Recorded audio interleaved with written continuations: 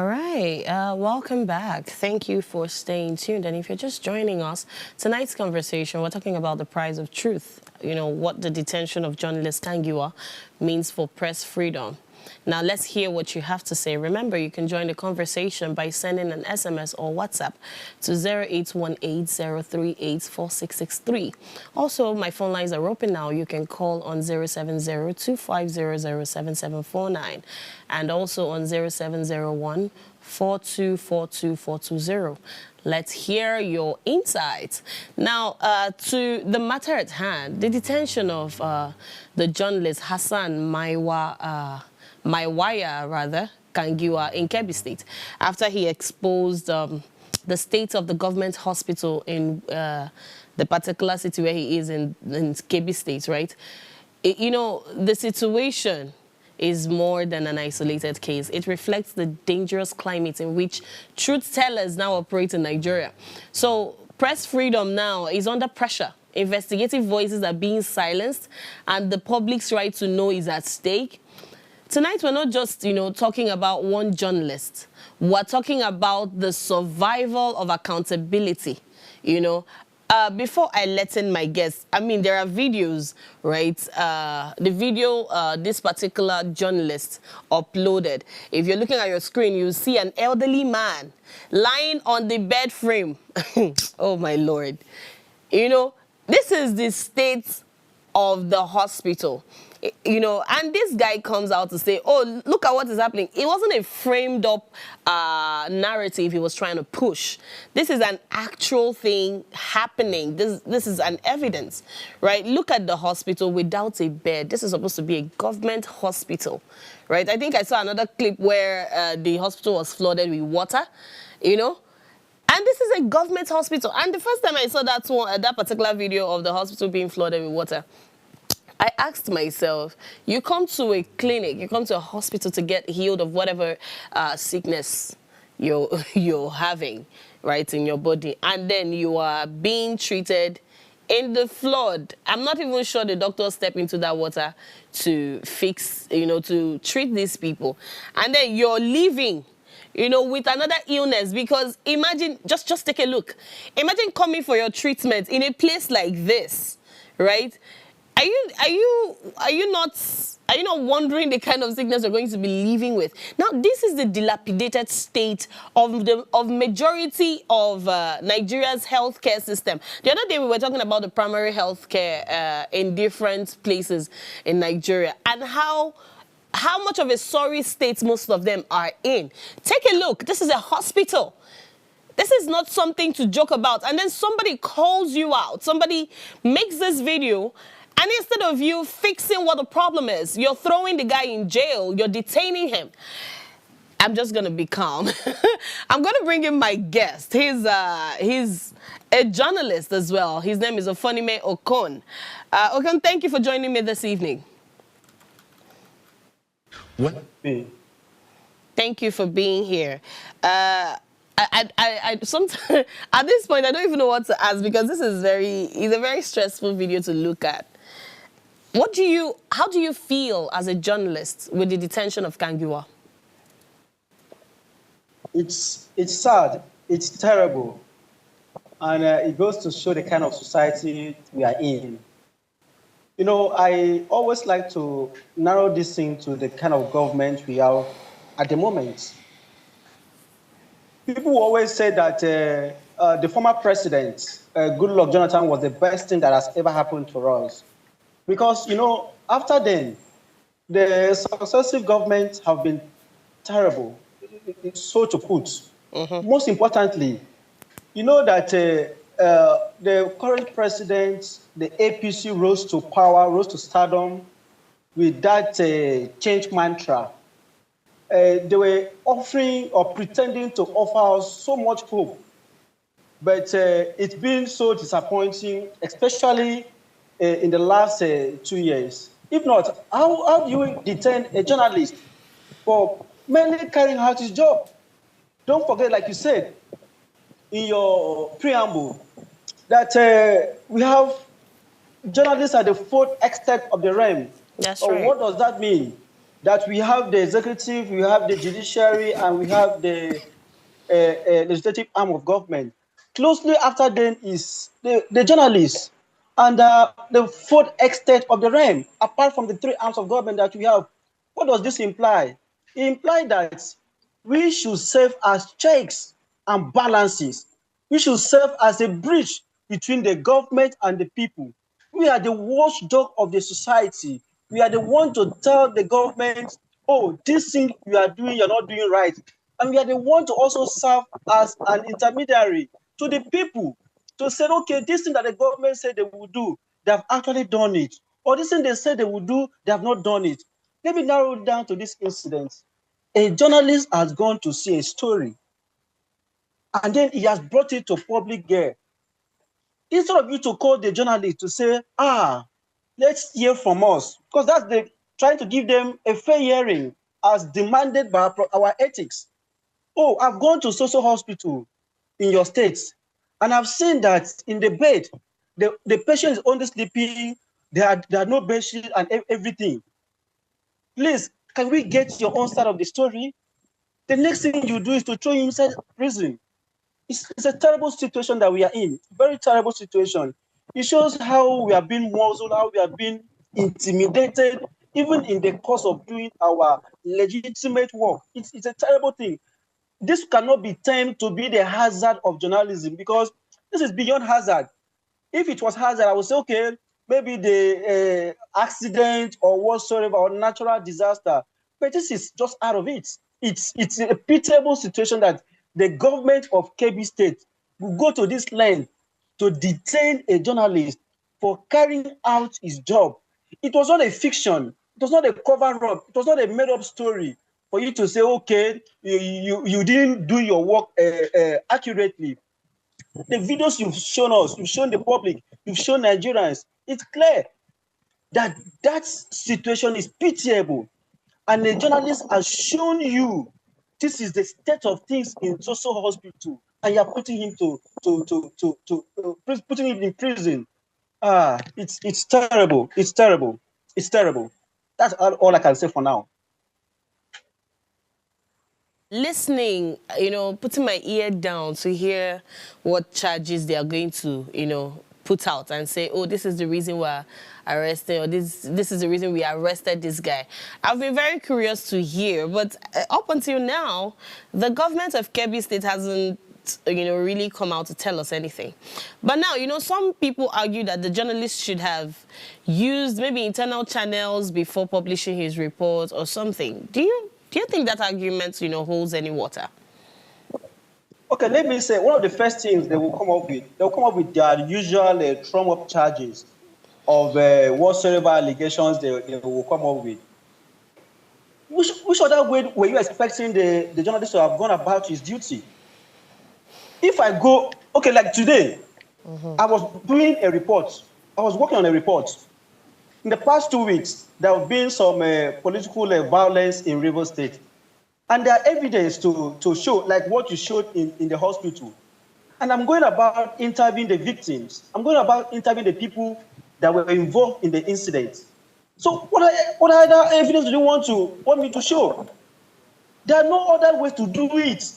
The only better way to do it is after he has done his report, after he has gone on a fact-finding mission, after he has gone to the place, to the hospital to see things for himself, the best and other option he has is to go back to the government of Kebbi State, go back to the Commissioner for Health. Oh, so, Mr. I have gone to a social hospital in Kebbi State. This is the state of things I've seen in this hospital. Please, what is government doing in this regard? That's the only obligation he has to the government. No other thing again. He wasn't stealing. He was only going about his legitimate duty. And he has uncovered the facts. How do you detain him? And like I said, the next morning you will hear that they will prefer trauma charges on him, that he was trying to incite the public. I don't understand. It shows the kind of society we're in. It shows the kind of government that is in government at the moment. And these people don't deserve to be in these offices, because they hold this office in public trust. And this is how they betray us. When it is time for campaign, you won't see them misbehave. But the moment they have this mandate, they misbehave, they become emperors, they become dictators, and you see them doing things outside the board. So, like I said, it's terrible, and they are doing this. But like, let me also say that they generally didn't go out of line, and there are no better ways. There are no better ways to have done this than to get a response from them, to know their reaction on why things are like that in that particular hospital. You know, I was just trying to remember if you know, during the NSAS protest era, you know, some people were arrested just because they spoke or just because they covered a report or something, right?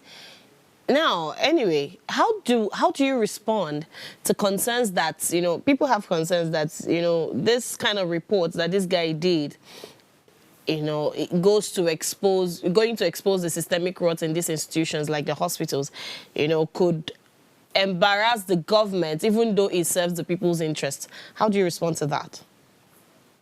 Embarrass the government in what sense? How? If this video didn't leak, you know, you see them having a press conference or having a commissioning. So hospital in Kebbi is one of world-class hospital. You know, world-class, they will give it a kind of collaboration they want to give. But now we have uncovered this. Where did the journalists err? Where did it go wrong? Okay, inciting what? If these journalists had done something, let's say AI, because we are in the period of AI, he has manufactured or he has conjured, it's AI driven. That is where you can say he should pay a price. What we should do now is, why don't we constitute independent investigators? Let's go to that hospital. If we see something on the contrary, then he should pay the price. I will not take sides in that line. But if we now put this panel together and then we now go and see that true, the guy was being factual, the report is accurate and not done out of sentiment or to malign the government, then you set him free. Set him free. He didn't do anything out of scope. He didn't do anything out of the line. He has only uncovered a true situation in that hospital. And I think the idea of, you know, people don't understand this. The core responsibility, or one of the responsibilities of journalists, all these things we do, our intention is to make the society a better place. That's right. Our intention is to draw the attention of the government that in social place things are not going on well. Our intention is to say, can we put this thing in the right perspective? This hospital is in a poor state. The state government, please, can you come to ameliorate the plight of the people? Because it's not only the patients, even the doctors, the nurses are also suffering from it. Let's assume that a doctor or a nurse has to sleep overnight, or it will work all through the night. If a patient does not have a way to sleep, where will the doctor sleep? Where will the nurse sleep? Won't this affect on the overall output of the doctor or the nurse? What about the patient that came? That means it shows that they'll almost be sleeping on the bed floor. So what are we saying? What are we talking about? This was me to call the journalists and say, please, is there any way we can tone down on this, at least for public, we help them, give them that incentive. We're trying to get the media, trying to censor it. This is unheard of. How do you try to censor in this modern era where people have social media? It can be escalated every second. We have all forms of platform this moment. Everything you post is already online. The best approach, even going ahead to arrest him, we are even escalating instead of de-escalating this situation. Because now, before now, I didn't know it. Let me be plain with you. I didn't know it. After you intimidated me, I had to do something. I said, wow, it's a serious matter. But this thing would have been handled in a better way. I remember this activist, what happened, talking about the judges in the country. That's, I don't know whether you know that report, but some months back. And they said, they're going to stamp this on him, stamp that on him. Also, that story attracted international attention.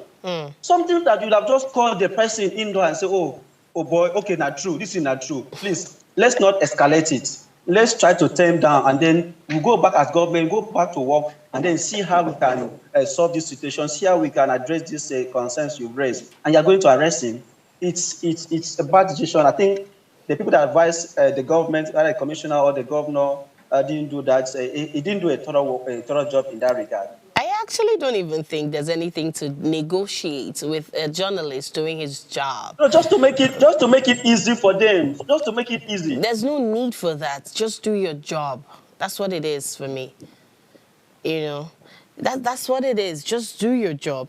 Anyway, just before we go ahead, right? I'm going to bring in my other guest. And he is Comrade Declan Ihekari, the National Coordinator, Activist for Good Governance. Are you here, sir? Good evening. What's with you? Can you hear me? I can hear you loud and clear. Oh, beautiful. Thank you for being here. So you already know what we're talking about, the Kangiwa journalist. Absolutely. Yes. Tell me how that makes you feel as an activist. Well, it makes me feel sad. It makes me feel that we're not in democracy. It makes me feel highly and more disappointed in the current government. More so, the president of Nigeria today, Bola Ahmed Tinubu, claims to be a democratic leader or a Democrat. And this is happening before him. So it's a big shame that voices are being silenced every day in this nation. It's quite sad. And I'm happy that Nigerians are waking up to understand the fact that we are now more in a military regime than in a democratic setting. And I pray and I wish that the consequences that bestows military regime does not happen in this current instance. Thank you. All right. We're going to go on a short break now, and when we come back, we'll continue this conversation. Stay with us.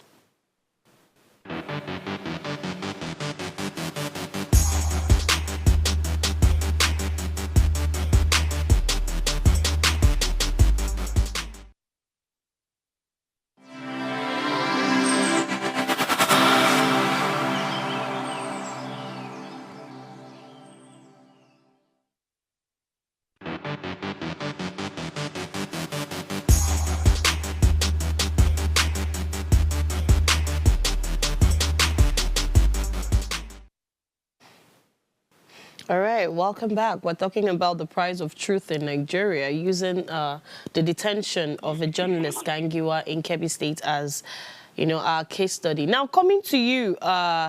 Ofonime, you're still with us, yeah? I'm here. Great. Okay, so now, what legal or, institutional safeguards could protect we journalists now from being harassed or detained for doing our jobs in the future?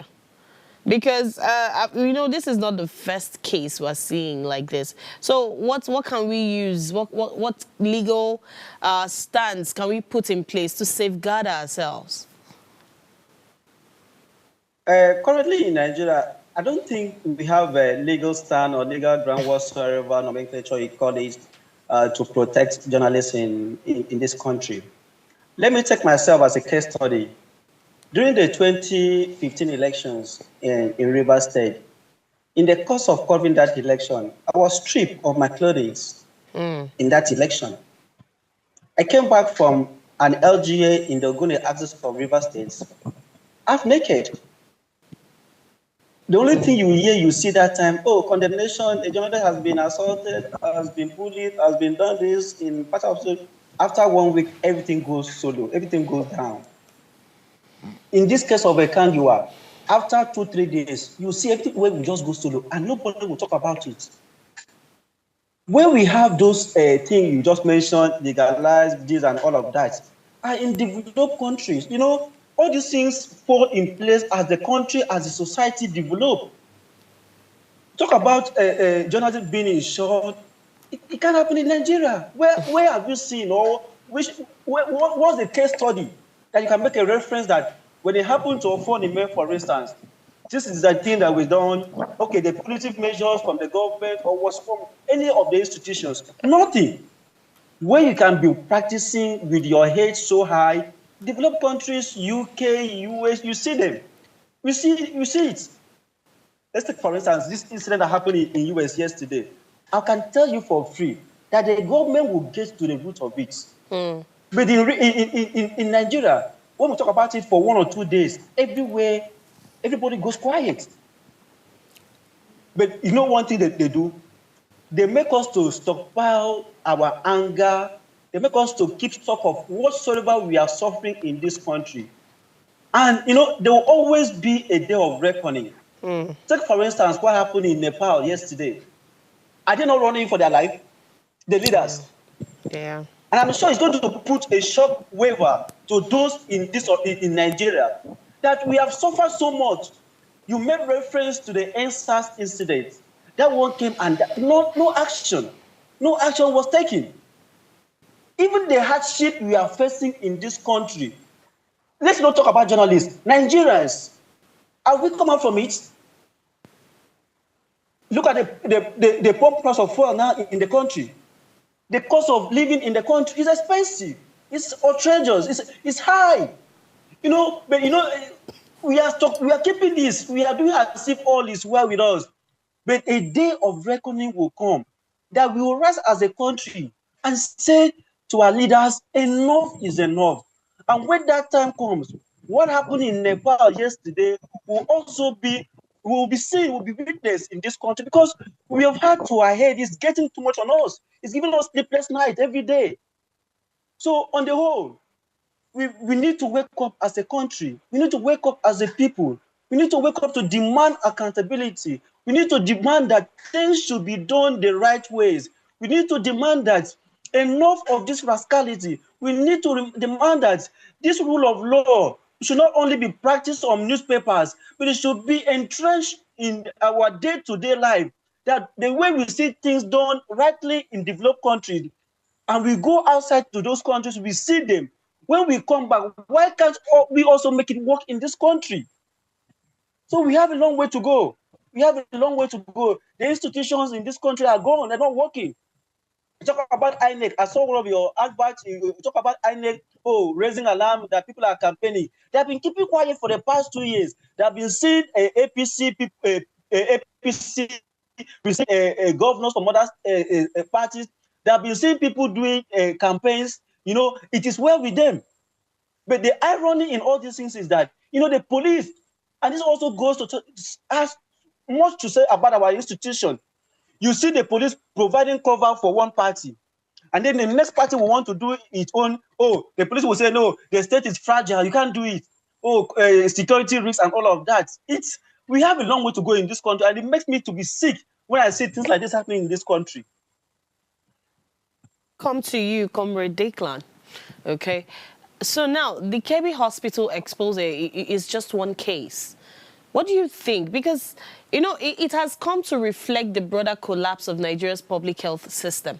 So why do you think, you know, hospitals, especially state-owned hospitals, have become hotbeds for corruption and mismanagement? Let me hear what you have to say. Why would it be that way?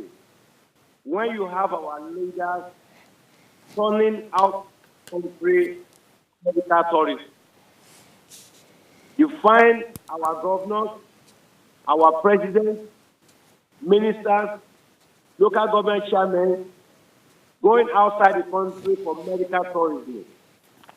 And so nobody among them is on ground to actually understand the pain you and I are going through in our medical system in this country. The same thing happens in our educational system, where they take their children out of the country for studies. And here in this country, our schools are going down in quality every day. And so it's just point to the fact that we have unserious-minded leaders in this country. We have leaders that have lost their conscience. And it's very sad when Nigerians ought to wake up and demand accountability from these so-called leaders. That is when you find them taking a jerrycan of rice, taking peanuts from them, voting for them again. Until we get to the level where the Nigerian masses take their future into their own hands, we might not get it right.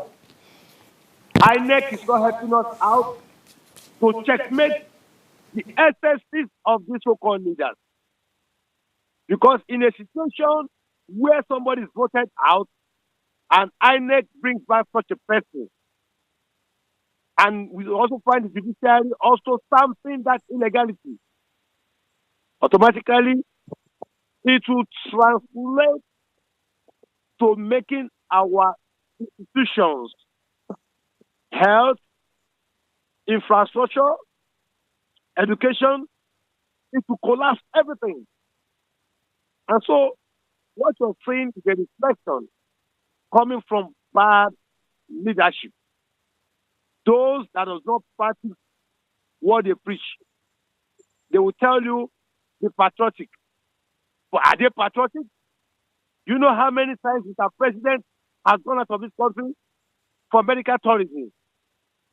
You know how many times our ministers go out for medical tourism?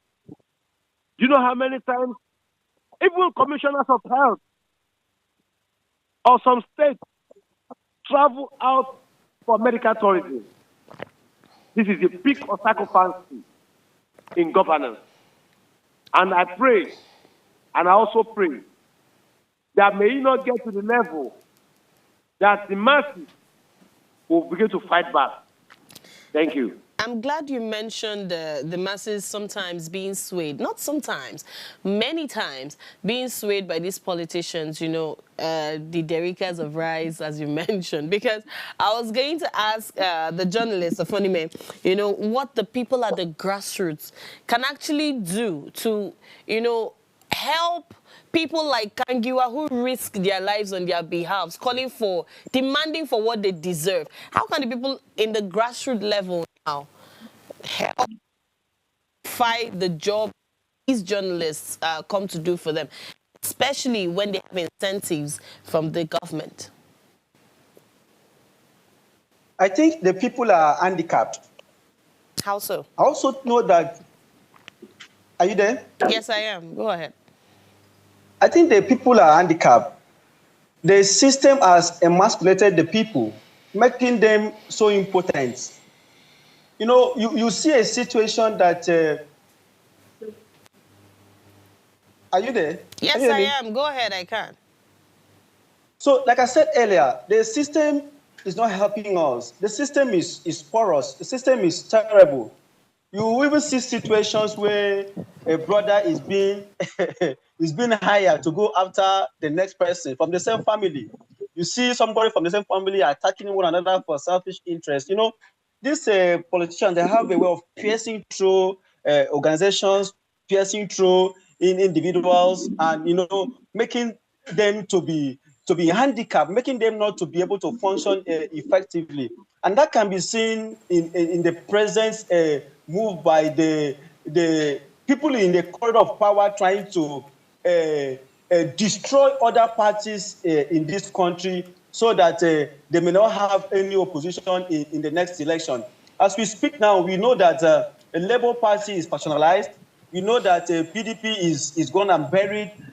We are also seeing signs that they're also trying to pierce through this ADC. You know, all these things are calculated attempts, arrangements by the government in power, by the government at the center to weaken everything we are going to do in the build up to the next election. So this can be used as a case study to what we are seeing in the society, because we go to society, go to rural communities, we see government using government influence to kill the other person, to, when I say kill, not like in terms of killing, trying to subdue the other persons. So it can't work. It's about the system. It's about the system.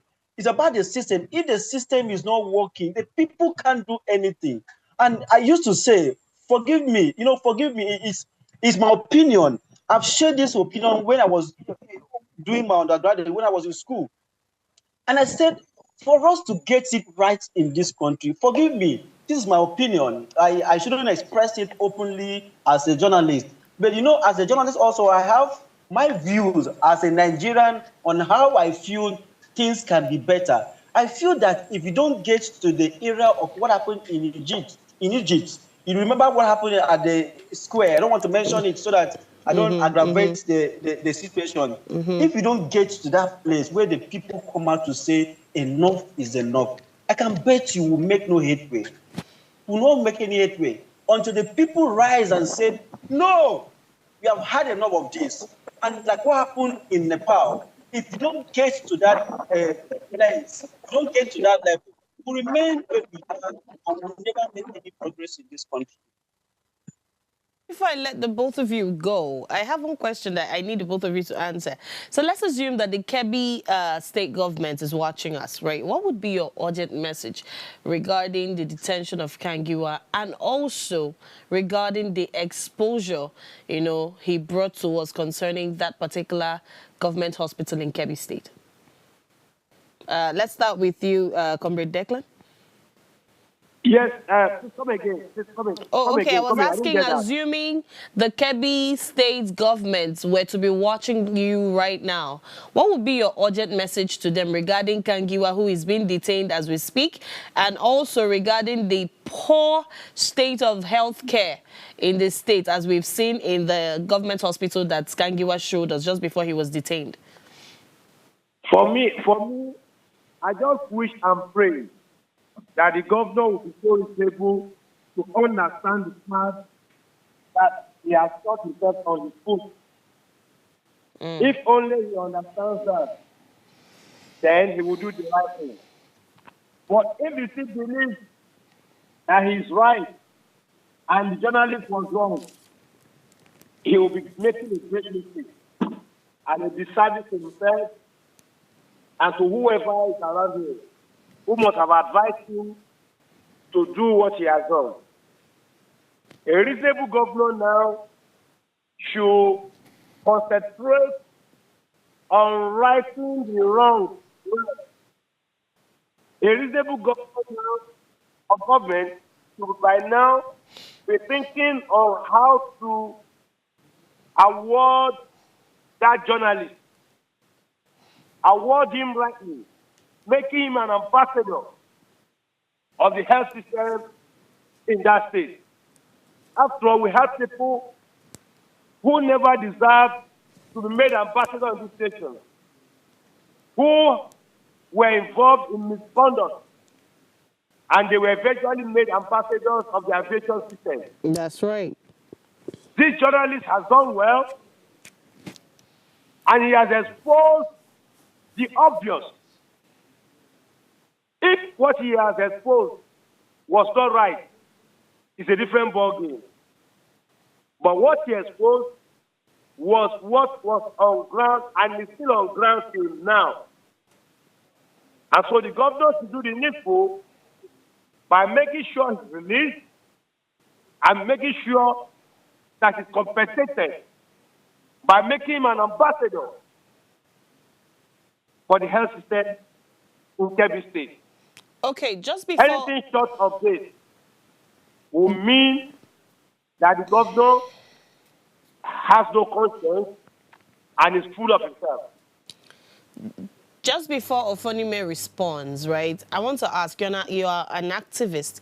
What role does the civil society have to play in ensuring that the governor does all this you have mentioned that they should do for Kangiwa instead of detaining him? That is exactly what we're doing now. And I'm sure your medium house will broadcast this beyond the shore of this country. They are listening. They have media advisors. They have commissioners of information that will tell them what they are saying now. That rather than punishing that journalist, the right thing should be on how to make him an ambassador of health. If possible, commissioner for health in that state. So what we're doing is what we ought to be doing. And I'm sure people around that state are also watching, and they will do the needful. But for me, through your medium, I will advise that governor to be wise in the sense that this journalist has been able to tell him the obvious, which he must comply with. Okay, Afonime, I want you to respond to that. Your urgent message to the Kebbi State government, if they were to be listening to you. Let me start by saying that it was a wrong move, wrong step ab initio to have even tried to vilify a journalist for speaking out, for saying the truth. And I like with my brother that says it shouldn't have happened. It shouldn't have happened. If, like I said in my opening speech, if the journalist had come up with an AI-driven video, if the video he released was not factual, that is where I would have supported the government in whatsoever decision is taken. But we have come to see, we have shown the video, we have shown the world the video, that everything that was done by the journalist was factual, were accurate. So now that the state government has made a mistake, because no one is above mistake. As Christians, we always err. Because to err is human and to forgive is divine. Okay, we have done the wrong thing by even arresting the journalist in the first place. Let's go to the drawing board. And what do you do in the drawing board? Oh, we are sorry for arresting you. We are sorry for even going a step further to detain you. Tender an unreserved apology to the journalist openly in the media space, and then try to see how you can right the wrongs that you have done. If possible, like he said, compensate him duly, and then try to see how he can also be entrenched, because he's also doing the people a good. Because with what he has done today, whether the government like it or not, if they are wise enough, they should take a step to try to put the hospital in order. If that is done, it will benefit the people. It will benefit the government as well, because they will also have good publicity. Again, they may also not be bothered, because we can't see any of them, any government officials going there for medical care. They will not be going there. Their children will not be going there. So it means that, the people can continue to suffer. While they live in affluence, while they go outside overseas for medical treatment, we see governors, in their state, they will claim to be building state-of-the-art hospitals. But when they have common malaria, they are outside the country. So who are you deceiving? Who are you deceiving? They're deceiving us. We know these things, and that is why I commend the journalists for unraveling this truth, unraveling this fact, because that is what we are called for. Everybody have their role to play in the society.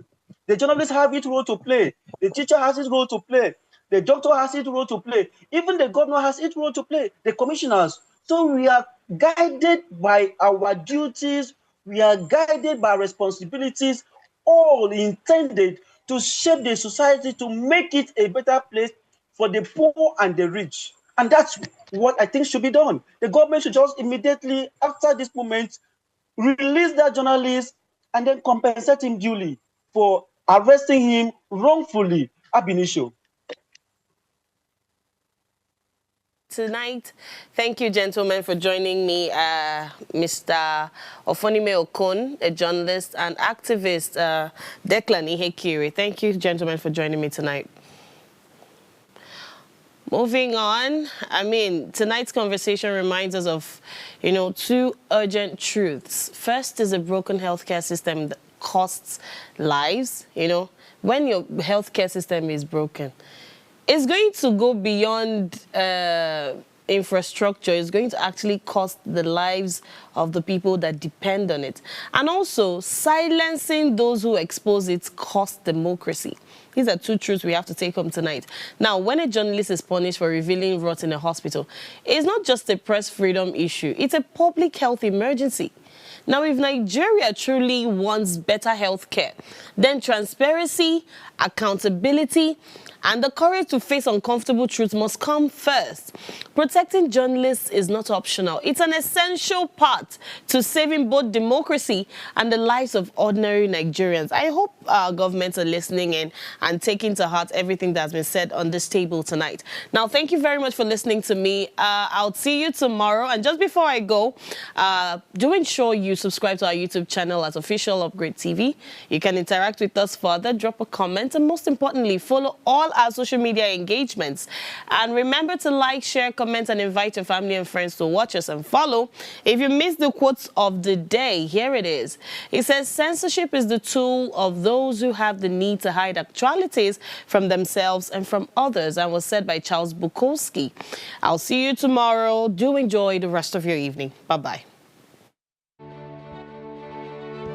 Nigeria, by extension Africa, battles a growing youthful population, and with little or no meaningful engagement, lives a ticking time bomb on our hands. We are a blessed continent with great wealth, both in people and material. Our focus on ways remains driving conversations that affects us all. Topics in the news, social concerns, politics, leadership, governance, empowerment, resource management, conflict management, finance, SME sustainability, technological innovation, food security, health, education, brain drain, our well-being, citizenship, and much more. Our goal is to continuously drive these conversations, keep them burning at the table to effect a positive change, both for our nation and continent. Ways, what are you saying, has a secret ingredient that completes the conversation every single episode, and that ingredient is you. Our past conversations shaped our yesterday. To shape our tomorrow, we must keep talking. So, I want to hear you. Be a part of our live conversations Mondays through Fridays. And let's all have our say.